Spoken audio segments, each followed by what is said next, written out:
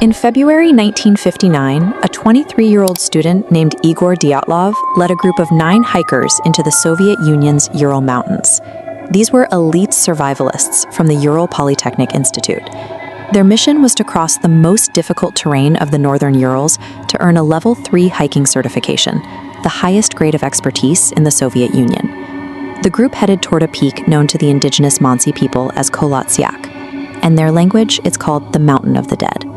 Dyatlov and his team were veterans of the cold who understood how to manage life-threatening risks. Their deaths cannot be explained by a lack of experience or a simple lapse in judgment.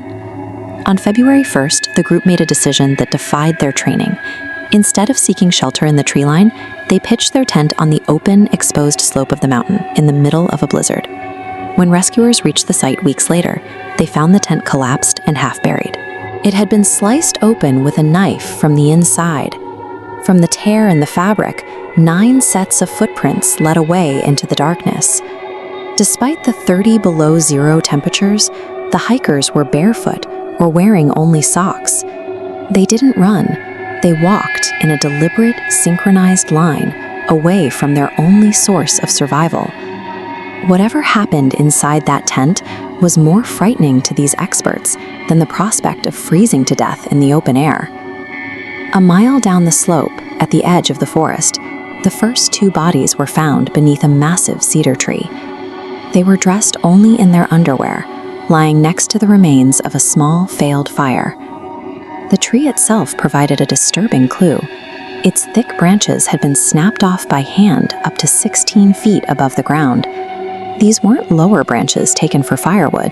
The hikers had exerted their final energy to climb as high as possible. Between that tree and the abandoned tent, rescuers found 3 more bodies. H was spaced out in the snow, their arms frozen in reaching positions as they tried to crawl back up the mountain. These first 5 victims suggest a group that was cornered. They snapped high branches to see over a threat or hide from one on the ground, eventually succumbing to the cold as they tried to return to the camp they had fled. It took another 3 months for the spring thaw to reveal the final 4 hikers, buried under 12 feet of snow in a nearby ravine. These bodies were devastated by internal injuries. One had a crushed skull. 2 others suffered chest trauma so extreme their rib cages shattered. The force matched a high-speed collision, yet the skin over the broken bones was entirely intact, no bruising or cuts. In the middle of this devastation, investigators found that Lyudmila Dubinina was missing her eyes and her entire tongue. This combination of precision mutilation and internal crushing does not match the patterns of an avalanche, hypothermia, or attacks by local wildlife.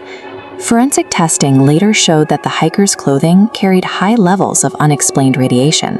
While the radiation levels remained unexplained, other hikers in the region reported seeing glowing orange spheres hovering over 𝗂𝗏𝗃 on the night the group died.